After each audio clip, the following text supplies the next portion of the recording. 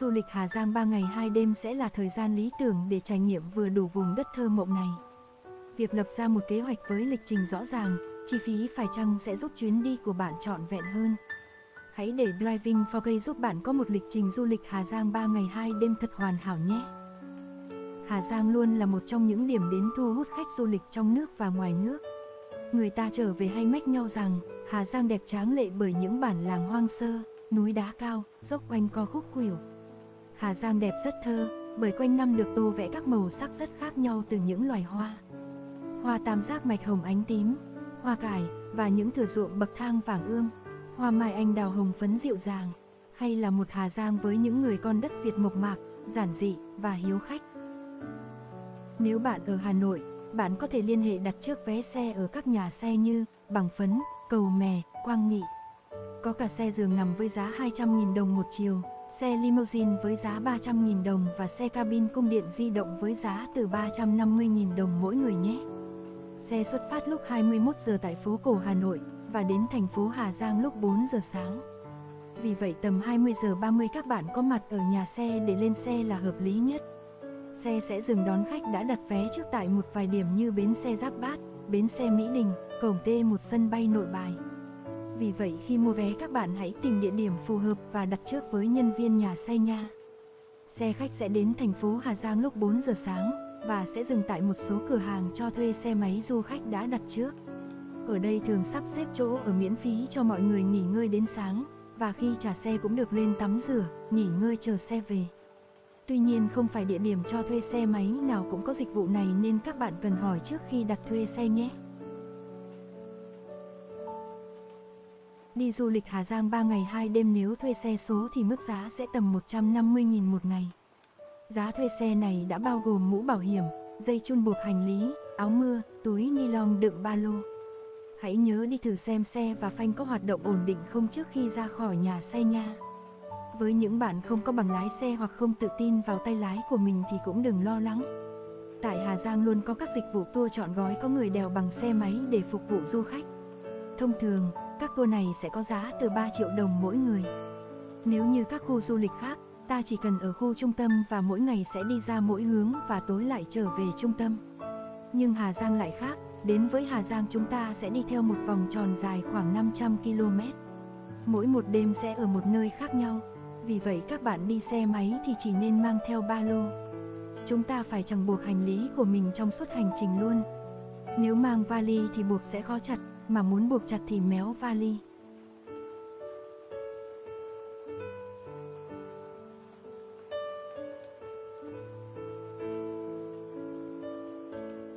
Giờ thì bắt đầu chuyến hành trình khám phá Hà Giang hùng vĩ thôi. Ngày 1, thành phố Hà Giang, thị trấn Đồng Văn. 6 giờ sáng, chúng ta thức dậy, làm vệ sinh cá nhân, thu dọn đồ đạc và xuống làm thủ tục nhận xe, chạy thử kiểm tra xe, buộc hành lý và bắt đầu lên đường. Quãng đường từ thành phố Hà Giang đến Đồng Văn khoảng 140 km. Đường đi khá đẹp, không có nhiều ổ gà, ổ voi. Tuy nhiên, đây là đường đèo, có nhiều khúc cua tay áo nên các bạn chú ý quan sát và đi cẩn thận nhé. Nhất là những khúc cua có đặt gương cầu lồi, đó đều là những khúc cua nguy hiểm. Và những khúc cua ấy lại thường là đoạn lên dốc hay xuống dốc. Trên đường đi chúng ta sẽ đi qua cột mốc 0 km ngay tại trung tâm thành phố, cổng trời dốc Bắc Sum, cổng trời Quản Bạ, rừng thông Yên Minh, núi đôi Quản Bạ, dốc Thẩm Mã, nhà của Pao, dinh thự họ Vương. 12 giờ, bạn ăn trưa tại thị trấn Yên Minh. Bạn nên chọn quán cơm có điều hòa và phòng ngủ tập thể để nghỉ ngơi, lấy lại sức trước khi tiếp tục khám phá Hà Giang nha. 13 giờ, tiếp tục di chuyển đến khu du lịch nhà của Pao, sau đó đi đến dinh thự họ Vương cách đó không xa.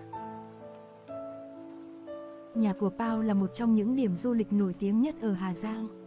Pao là tên một cô gái Hơ Mông, nhân vật chính trong bộ phim cùng tên, Chuyện của Pao. Phim kể về hành trình đi tìm mẹ của Pao, tìm hiểu những uẩn khúc trong gia đình mình, những bí mật mà mẹ và chính cô đang cất giấu. Phim đoạt giải cánh diều vàng không chỉ bởi nội dung mà những cảnh phim là bữa tiệc thị giác đầy chất thơ giữa khung cảnh hùng vĩ, gai góc nơi núi rừng Hà Giang. Sau khi bộ phim này được công chiếu, đã có rất nhiều đoàn khách du lịch Hà Giang để được check-in tại những địa điểm quay phim. Cánh cổng gỗ dẫn vào nhà của Pao đã nhuốm màu thời gian. Hai bên cổng là tường được xây bằng đá, tuy nhiên lại được sắp xếp một cách khéo léo bởi bàn tay tài hoa của con người. Bên trên cổng là mái ngói âm dương đặc trưng của nơi đây. Nếu có dịp đến đây vào mùa xuân chắc chắn bạn sẽ có những bức ảnh ấn tượng bởi ngay sau cổng là cây đào bung nở hoa. Ấn tượng với hàng rào đá bên ngoài chắc chắn bạn sẽ còn cảm thấy thu hút hơn khi bước vào bên trong ngôi nhà. Ngôi nhà với 3 dãy hình chữ O tạo cho du khách cảm giác ấm cúng và sống lại những khuôn hình trong bộ phim nổi tiếng. Điều này khiến bạn cứ muốn đứng giữa khoảng sân được lát bằng đá tảng mà cảm nhận sự yên bình. Dinh thự vua mèo, hay còn được biết đến với cái tên dinh thự họ Vương, tọa lạc tại thung lũng Xà Phìn, xã Lũng Phìn, huyện Đồng Văn, tỉnh Hà Giang, cách trung tâm thành phố khoảng 125 km và cách cao nguyên đá Đồng Văn nổi tiếng chỉ 15 km. Căn nhà cổ này gắn liền với cuộc đời và sự nghiệp của hai cha con người Mông là vua mèo Vương Chính Đức và Vương Chí Sình. Ông Vương Chính Đức là người đứng đầu chế độ thổ ti phong kiến miền núi của dân tộc Mông nên còn được gọi với cái tên đầy quyền lực là vua mèo. Còn con trai ông là người đi theo con đường cách mạng, nhờ những cống hiến cho đất nước nên được bầu làm đại biểu quốc hội 2 nhiệm kỳ đầu tiên. Công trình được bắt đầu xây dựng vào năm 1898 và chính thức hoàn thành vào năm 1907, tiêu tốn một khoản tiền khổng lồ là 15 vạn đồng bạc trắng Đông Dương, tương đương với 150 tỷ đồng Việt Nam ngày nay. Dinh thự được thiết kế và xây dựng bởi những người thợ Vân Nam Trung Quốc kết hợp với đồng bào người Mông, tạo ra một công trình rộng hơn 1.200 m² trên diện tích khoảng 3.000 m². Nhờ lịch sử lâu đời và giá trị văn hóa không thể bàn cãi, dinh thự vua mèo đã được Bộ Văn hóa Thể thao và Du lịch xếp hạng di tích quốc gia năm 1993, sau gần một thế kỷ tồn tại. Ngoài ra dinh thự này cũng mất đến 5 năm để khởi công xây dựng bởi tất cả đều được xây dựng bằng sức người chứ không hề dùng phương tiện máy móc gì. Kiến trúc bên trong dinh thự vô cùng độc đáo, là sự kết tinh của 3 nền văn hóa khác nhau gồm người Mông, người Pháp và người Trung Quốc. 16 giờ, đi tới homestay đã đặt trước. Do chỉ để nghỉ qua đêm nên chúng ta hãy ưu tiên chọn những nơi lưu trú gần trung tâm phố cổ, để thuận tiện cho việc ăn uống và vui chơi vào buổi tối. Mức giá trung bình của khách sạn ngay tại phố cổ Đồng Văn chỉ từ 300.000 đồng một phòng. 20 giờ, tận hưởng không khí mát lạnh tại phố cổ Đồng Văn. Phố cổ Đồng Văn suốt 4 mùa lúc nào cũng tấp nập khách du lịch Hà Giang trong và ngoài nước. Tuy nhiên, khu phố cổ Trầm Mặc bỗng trở nên sôi động hơn bao giờ hết vào mùa lễ hội, đặc biệt là mùa hoa tam giác mạch Hà Giang diễn ra vào khoảng từ tháng 10 đến đầu tháng 12. Lúc này, bên cạnh việc khám phá nét đẹp hoài cổ của phố cổ Đồng Văn, du khách còn có cơ hội chìm đắm trong hương sắc của cánh đồng hoa tam giác mạch. Và đừng bỏ lỡ cơ hội được nếm thử hương vị của bánh tam giác mạch và rượu tam giác mạch đặc sản Hà Giang nhé. Phố cổ Đồng Văn chỉ có vỏn vẹn 40 hộ gia đình sinh sống gần kề nhau, tạo thành một khu phố ẩn mình dưới những vách núi đá. Toàn cảnh bức tranh phố cổ Hà Giang có màu vàng của nắng, màu xanh của núi rừng và màu hoài cổ của những nếp nhà bạc màu theo thời gian. Khi đặt chân đến con phố này, du khách sẽ được chiêm ngưỡng một lối kiến trúc vô cùng hoài cổ với những dãy nhà xây làm 2 tầng đầy cổ kính. Phía trên là mái ngói âm dương, một kiểu kiến trúc tiêu biểu trong những nếp nhà của người dân tộc vùng núi phía bắc nước ta. Ngày 2, Đồng Văn, Mèo Vạc, Dô Già. 6 giờ, ăn sáng, sau đó trả phòng và tiếp tục hành trình khám phá Hà Giang 3 ngày 2 đêm. Tại phố cổ Đồng Văn cũng không có quá nhiều món ăn sáng, món ăn nổi tiếng nhất tại đây là bánh cuốn ăn cùng nước canh xương. Hoặc du khách có thể di chuyển tới khu vực chợ Đồng Văn để thưởng thức một số món ăn sáng của người dân địa phương như phở gà đen, thắng cố ngựa, xôi ngũ sắc.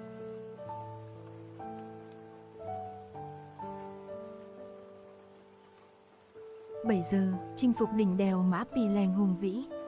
Mã Pì Lèng được mệnh danh là một trong tứ đại đỉnh đèo tại vùng núi phía Bắc Việt Nam, bên cạnh đèo Ô Quy Hồ, đèo Khao Phả và đèo Pha Đin. Đèo Mã Pì Lèng nằm trên quốc lộ 4C ở vùng đất xã Pải Lủng và Pả Vi, huyện Mèo Vạc, tỉnh Hà Giang. Đây là cung đường đèo hiểm trở dài khoảng 20 km, vượt qua đỉnh Mã Pì Lèng nên được gọi là đèo Mã Pì Lèng. Con đèo là một phần của con đường mang tên đường hạnh phúc nối liền thành phố Hà Giang, Đồng Văn và thị trấn Mèo Vạc. Người Mông địa phương gọi nơi đây là Mã Pì Lèng. Đèo được đặt tên theo bản địa Mã Pì Lèng, xã Pải Lủng khi mở đường hồi những năm 1960, trong đó giới chức quản lý cung đường đã sửa đổi Mã thành Mã để thuận nghe nói trong tiếng phổ thông. Mã Pì Lèng hay Mã Pí Lèng đều mang nghĩa sống mũi con ngựa theo tiếng của dân tộc Mông. Có ý kiến gán nghĩa bóng cho tên gọi này chỉ sự hiểm trở bậc nhất của đỉnh núi, nơi dốc cao đến mức con ngựa đi qua phải tắt thở, hoặc đỉnh núi dựng đứng như sống mũi con ngựa. Con đường dài khoảng 20 km chạy qua đèo Mã Pì Lèng được đặt tên là con đường hạnh phúc. Đường hạnh phúc được hàng vạn thanh niên xung phong thuộc 16 dân tộc của 8 tỉnh miền Bắc Việt Nam làm trong 6 năm, từ 1959 tới 1965, với trên 2 triệu lượt ngày công lao động. Trong đó riêng đoạn đèo vượt Mã Pì Lèng được các thanh niên trong đội cảm tử treo mình trên vách núi, lấn từng cm để làm trong 11 tháng. Năm 2009, khu vực Mã Pì Lèng được chính thức công nhận là di tích danh lam thắng cảnh quốc gia. Theo đó, danh lam thắng cảnh Mã Pì Lèng bao gồm đèo Mã Pì Lèng, nơi được coi là khu vực di sản đặc sắc về địa chất và cảnh quan. Khu vực đỉnh đèo được đánh giá là một trong những điểm quan sát toàn cảnh vào loại đẹp nhất ở Việt Nam. Hẻm vực sông Nho Quế là một trong những thung lũng kiến tạo độc nhất vô nhị ở Việt Nam.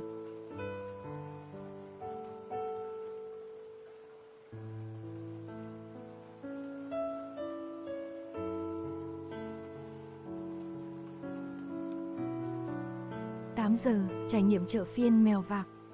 Chợ phiên Mèo Vạc là một trong những chợ phiên nổi tiếng nhất ở Hà Giang. Đến với phiên chợ này, du khách sẽ được hòa mình vào không gian đa sắc màu văn hóa của các dân tộc vùng cao. Chợ phiên Mèo Vạc nằm ngay tại trung tâm của thị trấn Mèo Vạc và là khu chợ lớn nhất của tỉnh Hà Giang. Chợ được họp duy nhất một lần trong tuần vào các sáng Chủ nhật. Ngoài bán những mặt hàng như nông sản và vật dụng thì chợ phiên Mèo Vạc còn là đầu mối cung cấp bò cho các thương lái. Đến chợ phiên Mèo Vạc, bạn sẽ dễ dàng bắt gặp những người phụ nữ vùng cao xúng xính trong bộ quần áo thổ cẩm đẹp nhất để đến chợ. Họ đến đây không chỉ để mua bán mà còn để gặp gỡ, tâm sự với nhau. Ở chợ không chỉ là nơi các chị em phụ nữ mua bán mà còn là nơi tụ họp của những người đàn ông. Họ thường ngồi vào một góc chợ, cầm trên tay điếu thuốc lào và cười nói rôm rả. Theo chân người đi chợ, điểm đến đầu tiên khi đặt chân đến chợ sẽ là những hàng bánh. Bánh ở chợ phiên Mèo Vạc không đa dạng như ở miền xuôi. Thông thường, ở đây chỉ có bánh rán do người Kinh làm và bánh ngô nướng của người dân đồng bào. Nhìn thấy những chiếc bánh ngô nướng thơm ngon này, chắc chắn bạn sẽ phải sà ngay vào và thưởng thức chúng. Tiếp đến là khu vực bán rượu ngô. Rượu ngô được bán rất nhiều bởi những người phụ nữ ở chợ phiên Mèo Vạc. Những can rượu được bày bán san sát nhau, có mùi thơm nức mũi. Điều đặc biệt khi mua rượu ở chợ phiên này là bạn sẽ được thử rượu thoải mái trước khi quyết định mua. Tuy nhiên các bạn không nên thử rượu vì còn phải đi xe suốt hành trình khám phá Hà Giang nữa. Sau khu bán rượu, bạn sẽ đi đến khu vực bán gia súc, gia cầm của chợ. Ở chợ phiên Mèo Vạc, những con vật như chó, lợn, gà sẽ không cho vào giỏ như ở dưới xuôi mà sẽ được cắp nách hoặc buộc dây dắt đi. Nơi bán trâu bò thì sẽ đặc biệt hơn.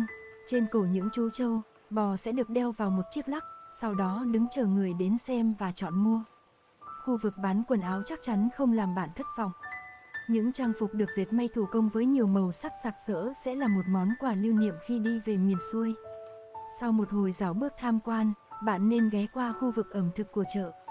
Đến đây, bạn sẽ được thưởng thức những bát thắng cố to, nghi ngút khói và những bát phở mang hương vị đặc trưng riêng của vùng cao.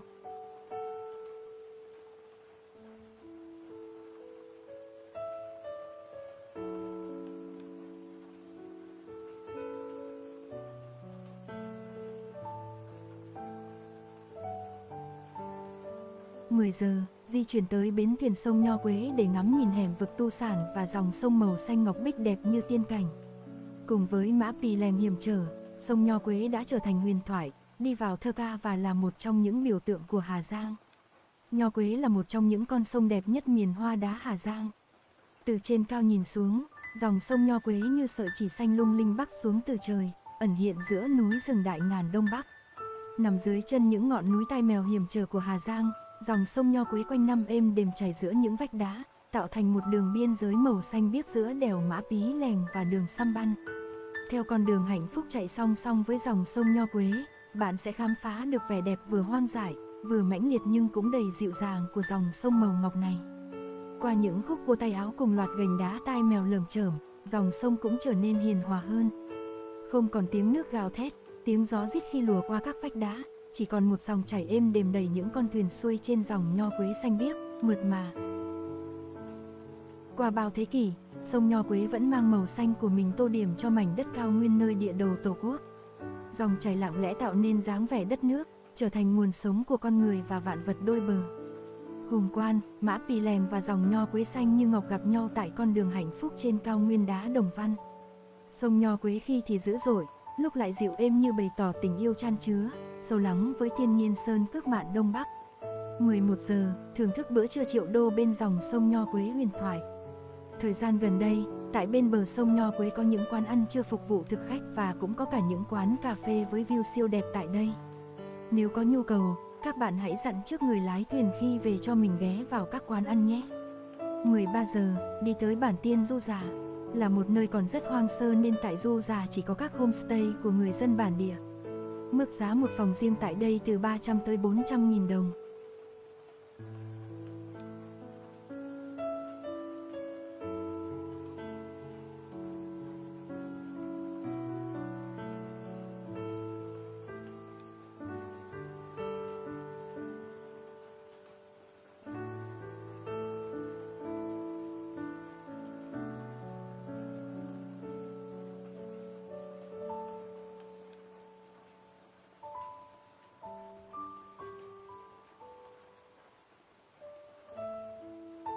Ngày 3, Du Già, thành phố Hà Giang. Sau một chuyến hành trình dài, hãy tự thưởng cho bản thân một buổi sáng thư giãn giữa núi rừng Đông Bắc. Nhâm nhi tách cà phê, ngồi bên hiên nhà và ngắm nhìn khung cảnh hoang sơ của nơi địa đầu Tổ quốc thì còn gì tuyệt vời hơn. Du Già Hà Giang là một xã thuộc huyện Yên Minh, cách thành phố Hà Giang khoảng chừng 70 km. Đây là nơi có những ngọn núi cao sừng sững, có bản làng người Tày và người Hơ Mông cư trú bên cạnh dòng sông trong vắt, xanh biếc quanh năm. Nơi đây vẫn còn khá mới mẻ trên bản đồ du lịch Việt Nam, nhưng đối với những ai yêu thích khám phá, đặc biệt là các bạn trẻ thì cái tên Du Già Hà Giang có lẽ không còn quá xa lạ. Du Già Hà Giang nổi tiếng bởi cảnh quan thiên nhiên hoang sơ, hùng vĩ của sông núi, mây trời nhưng cũng không kém phần thơ mộng, khiến bất cứ khi đặt chân đến đây đều chót phải lòng với vẻ đẹp tựa như chốn tiên cảnh bồng lai. Chính vì thế mà Du Già Hà Giang dần trở thành địa điểm du lịch được đông đảo bạn trẻ trong và ngoài nước ghé thăm. Tại đây, bạn có thể hòa mình vào cảnh sắc núi rừng hoang sơ, ngắm nhìn phong cảnh non nước hữu tình và tìm hiểu bản sắc văn hóa, phong tục tập quán đặc sắc của đồng bào dân tộc hồn hậu, mến khách. Đến với Du Già Hà Giang, bạn sẽ có cơ hội thu hết vào tầm mắt khung cảnh bầu trời trong xanh, mây trắng bồng bềnh lững lờ trên đỉnh núi và những bản làng nhỏ ở phía xa xa, các thửa ruộng bậc thang vàng óng cùng con thác thâm luông trắng xóa nơi bà con bản xứ vẫn thường đến tắm mát. Cảnh vật nơi đây lúc nào cũng tràn đầy sức sống, từ bản làng, núi rừng đến mây trời đều hòa quyện vào nhau tạo nên một sức hấp dẫn đầy mê hoặc khiến bất cứ ai cũng muốn dừng chân lại. Du Già Hà Giang vào mỗi chiều hoàng hôn hay sáng sớm bình minh đều cho ta thấy được vẻ đẹp đặc sắc của riêng nó, làm lòng người cứ phải say đắm mãi không thôi. Các homestay ở Du Già Hà Giang đều do cộng đồng người dân tộc trong vùng tạo nên để phục vụ mọi người đến du lịch. Tại đây, bạn có thể thoải mái ăn uống, nghỉ ngơi và tham gia các hoạt động thường ngày cùng gia đình chủ để cảm nhận rõ nét hơn về lối sống sinh hoạt địa phương. Mặc dù không hiện đại như trong thành phố nhưng hầu như các homestay ở đây đều đã kết nối Internet và có đầy đủ tiện nghi. Khi trải nghiệm homestay Du Già Hà Giang, bạn còn có cơ hội thưởng thức nhiều món ăn dân dã truyền thống của người Tày và người Hơ Mông. Du lịch Du Già mà bỏ qua dòng thác Du Già hoang sơ thì quả là một thiếu sót không hề nhỏ. Dòng thác được bắt nguồn từ dòng nước chảy ra từ sâu những khe núi đá. Dòng chảy chia thành hai khu vực, nếu đi theo lối mòn vào rừng bạn sẽ bắt gặp dòng suối mát lành, trong veo. Dòng chảy ấy được đổ thẳng từ dòng thác cao tầm 6 mét rộng khoảng 2 mét ồ ạt chảy ngày đêm. Khi lên đến đỉnh thác bạn tiếp tục bắt gặp một dòng thác nữa. Cả hai dòng chảy đều tạo nên những hồ nước trong veo, mát lạnh mà bất cứ du khách nào đến đây cũng muốn ngâm mình dưới dòng nước mát này, vừa giải nhiệt, vừa cảm nhận được sự bình yên của thiên nhiên. Mang vẻ đẹp bình yên, mộc mạc và chân chất như những con người vùng núi nơi đây. Dòng thác êm đềm chảy tạo thành con suối dài, xen lẫn những tảng đá với hình thù và kích thước khác nhau. Dòng nước trong xanh và không vướng rác là một trong những ấn tượng của nơi này. Nếu một ngày bạn muốn trút bỏ hết mọi muộn phiền, muốn một lần chinh phục bản thân trên con đường mòn đầy sỏi để đến được một nơi gọi là chốn bồng lai, hãy tìm đến ngọn thác này, ngồi trên một chiếc chòi gỗ được cất tạm lắng nghe tiếng thác, tiếng chim hót và tiếng rừng êm ả. Sau một quãng đường dài di chuyển đến ngọn thác, Đây là lúc bạn được hòa mình vào dòng nước trong veo, mát lành để giải nhiệt cơn nóng và trút bỏ mọi mệt nhọc. Nhiều tín đồ ưa phiêu lưu mạo hiểm, thích thú nhảy từ đỉnh ngọn thác xuống. Tuy nhiên việc làm này là rất nguy hiểm và đã bị địa phương nơi đây nghiêm cấm. Cùng bạn bè tìm một tảng đá bằng phẳng, cùng nhau bày đồ ăn, thức uống, tổ chức những buổi tiệc ngoài trời trong một khung cảnh thật nên thơ. Cùng tán gẫu, tâm sự và có với nhau nhiều kỷ niệm thật đẹp tại chốn bồng lai này. 14 giờ, về homestay vệ sinh cá nhân, thu dọn đồ đạc, trả phòng và tiếp tục hành trình 70 km cuối cùng để về lại trung tâm thành phố Hà Giang. 21 giờ, lên xe về Hà Nội, kết thúc hành trình khám phá nơi cực Bắc Tổ quốc.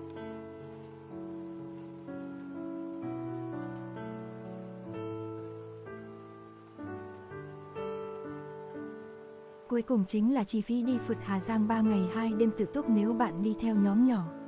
Chi phí xe công điện di động khứ hồi là 700.000 một người.